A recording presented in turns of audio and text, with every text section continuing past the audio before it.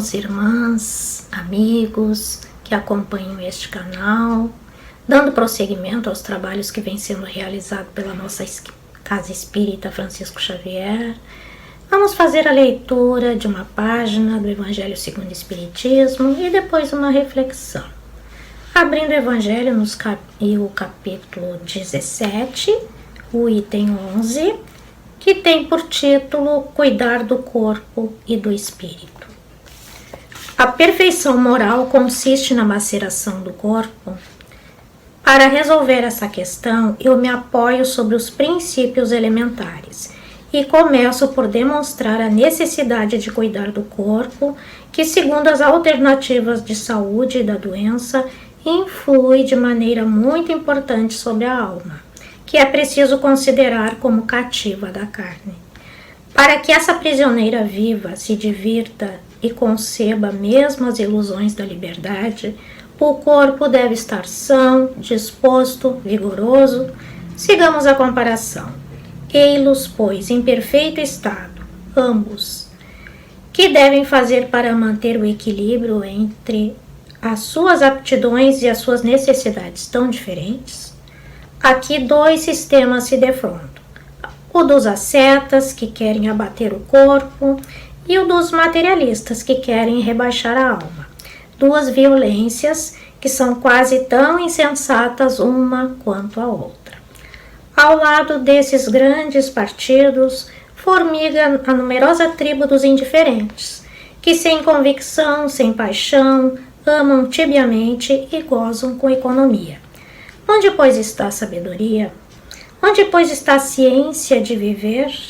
Em nenhuma parte. E nesse grande problema permaneceria inteiramente por resolver se o Espiritismo não viesse em ajuda aos pesquisadores, em lhes demonstrando as relações que existem entre o corpo e a alma, e em dizendo que, uma vez que são necessários um ao outro, é preciso cuidar de ambos.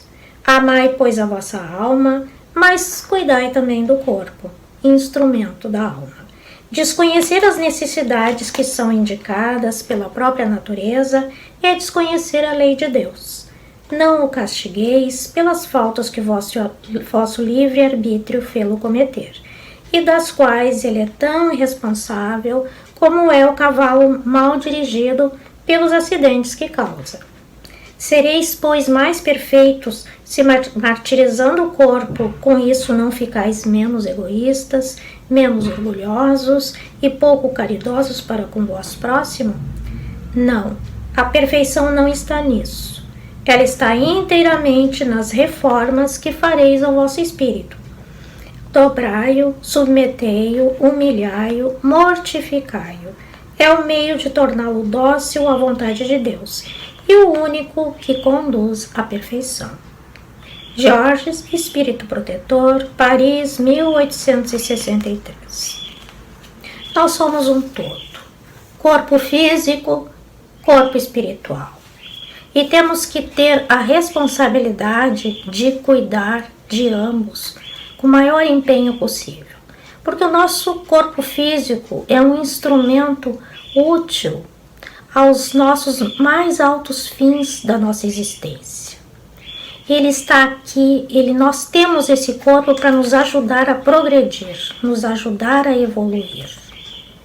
E nós temos que dar todo o cuidado possível, ter todo para que esse espírito que nele reside possa então realizar aquilo que ele se propôs antes de reencarnar. Então, não cuidar do corpo físico seria o quê?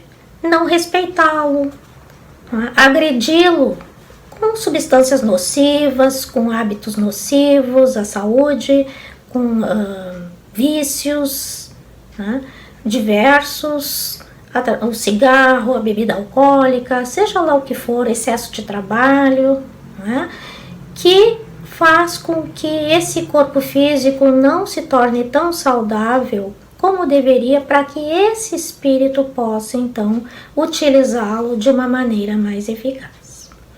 Agora, existem as doenças do nosso corpo físico que são provocadas pela nossa parte emotiva, pelo nosso corpo emocional, pelas nossas emoções, pelos nossos sentimentos, pelos nossos conflitos internos, pelas nossas decepções, pelas mágoas, pelas perdas de familiares, de entes queridos, pelas perdas financeiras, enfim, muitas emoções que podem danificar o nosso corpo físico.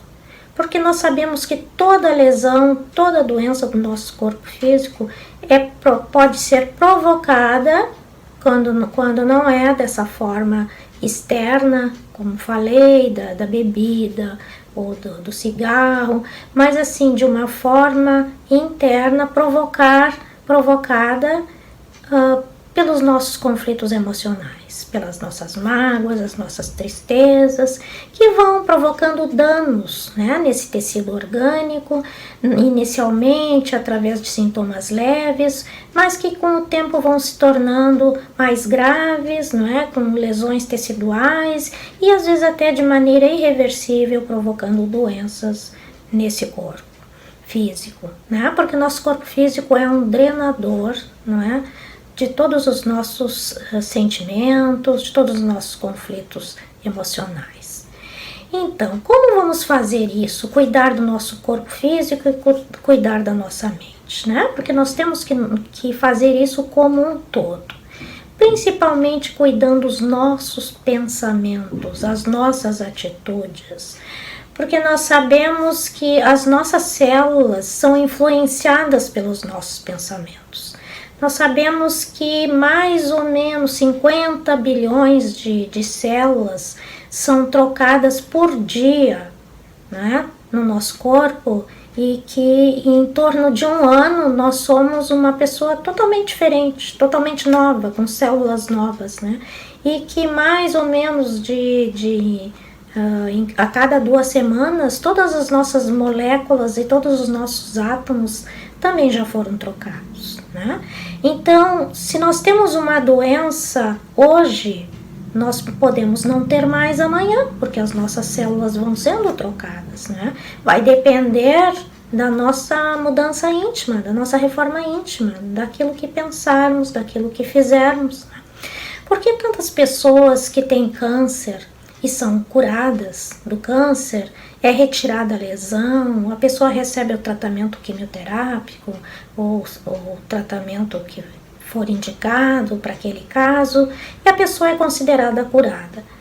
Passam-se alguns anos e o câncer volta. Por quê? Porque não foi curado a alma, não foi curado o espírito, não foi curada a causa da doença, né? E em determinado momento ela volta a se manifestar. Jesus, quando curava, ele sempre dizia, vai e não peques mais. E ele queria dar essa mensagem que as pessoas se modificassem, que as pessoas se dessem conta, que as pessoas mudassem de atitude, mudassem a forma de ser, a forma de pensar. Por isso se sabe que muitos, não é, que foram curados no início tiveram a sua doença, não é, de volta, passando pelas mesmas dificuldades, porque não realizaram mudança nenhuma.